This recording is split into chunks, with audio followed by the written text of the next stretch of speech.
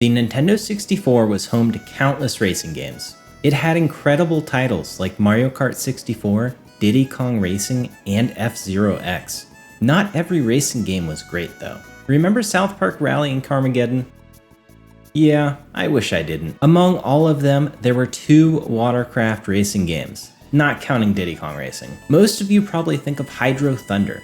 That arcade machine was everywhere, and the game landed on quite a few consoles. But that's not the one we're diving into today. We're going back to the other one, the one that didn't have quite the same reach. Today, we're taking a look at Wave Race 64. That announcer takes me back to a simpler time. My family didn't have Mario Kart 64 when I was growing up.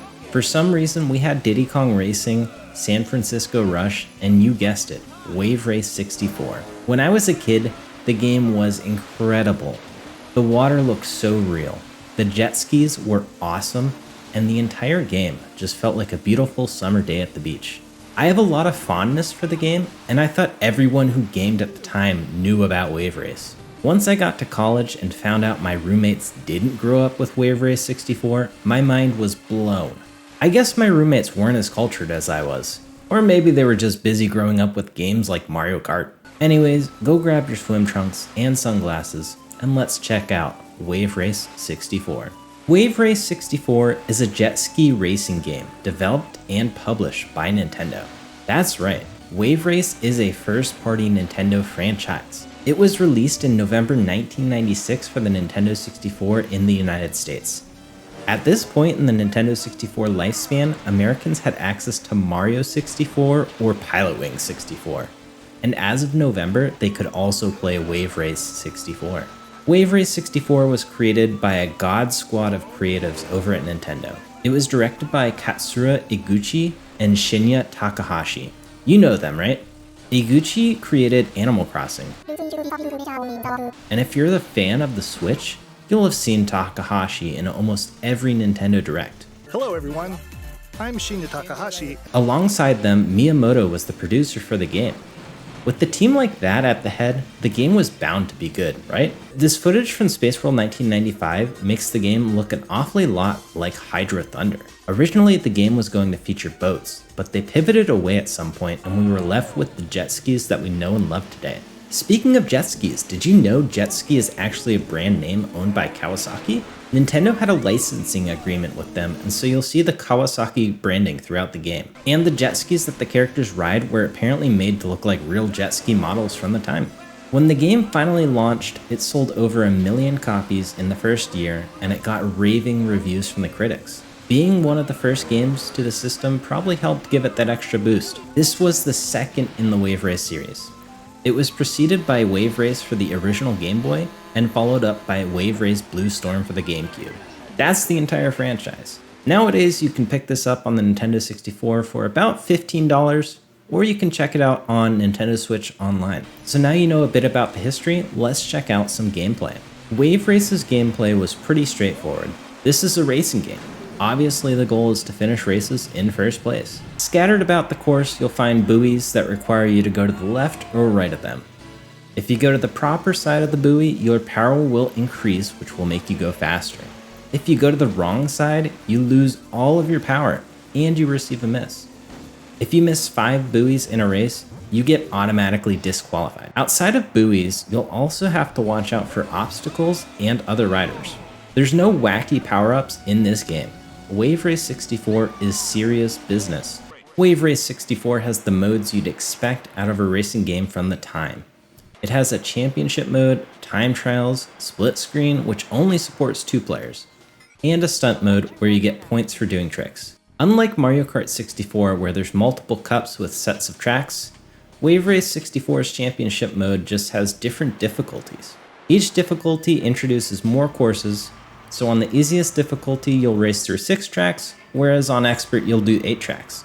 There's also a mirror mode for those of you who enjoy that. I personally never really got the appeal of mirrored tracks. With all that out of the way, let's talk about what this game does right, because there's a lot going for it. Let's start with the obvious. The game looks amazing. Not only for the time, but it's also aged quite nicely. Looking back, a lot of the Nintendo 64 games look pretty rough. but I think the simplicity of the models and textures in this game really helps it look good to this day. A lot of N64 games also suffer from fog that helps reduce the amount of objects being drawn on screen at once. Wave Race doesn't really have too much of this, at least not to the point where it's distracting while playing it. And sometimes nighttime or dark environments in N64 games are very difficult to navigate. But there's even a night course in this game, and it's great. Speaking of graphics, look at the water in this game. It's incredible, and I'm sure this blew people's minds back in the 90s. In fact, looking back at it now, it blew my mind that they were able to pull off such an impressive feat with the hardware of the time. The water looks great, and it has a great sense of depth. It's pretty easy to tell what's supposed to be underwater and what's supposed to be above water. Different courses have different wave intensities, which actually helps give the different courses a sense of identity. And the best part about the water is that it actually changes how your jet ski controls. The developers did a really good job with how jet skis interact with the water. It would be very easy for the jet skis to feel glued to the water and for it to feel like you're driving a car. But no, here in Wave Race, every wave matters. If you're turning and hit a wave, you'll take to the air and momentum will carry you forward. If you're going through calm waters, you'll be going faster than if you were going against choppy waves. It's really fun to play. Part of the fun comes from the interesting tracks this game has. You'll start out with the plain oval track like we're racing some NASCAR or something, but as you progress through the game, the tracks get more interesting.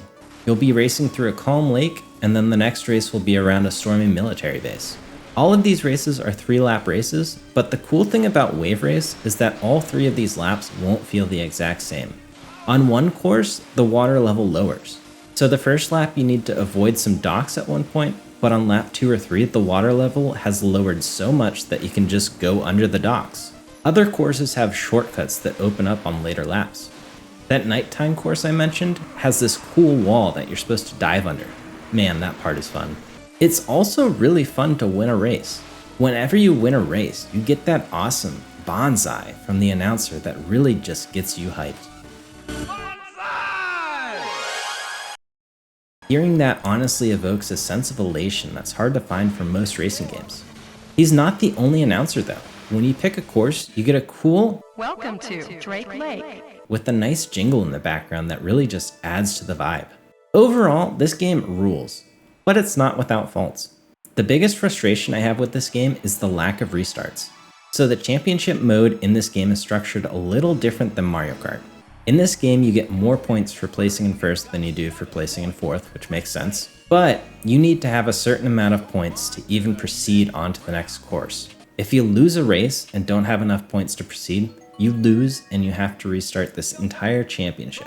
This feels really bad, especially on the higher difficulties that have 8 courses. If you lose on course 7, get ready to go beat the first 6 courses again. It also doesn't help that the CPUs are really good on higher difficulties. It seems like if you make one mistake, then you can kiss your chance of getting first place goodbye. I would recommend playing this on something with save states like Switch Online. Another thing that bothered me about the game was the small amount of courses. This game has 8 courses and that's it. Compared to something like Mario Kart 64 with 16 tracks, or even Hydro Thunder with 13 tracks, this game feels a bit bare. The last thing that was a bummer was the lack of 4-player split screen. It's totally understandable with how demanding this game was for the console, but it's a real missed opportunity. Usually when I break out the N64 to play with friends, we'll play 4-player games like Smash Bros or Mario Party. Wave Race usually doesn't make the cut because it only supports 2. So with all that said, do I think you should play Wave Race 64 in 2024? Yes, definitely.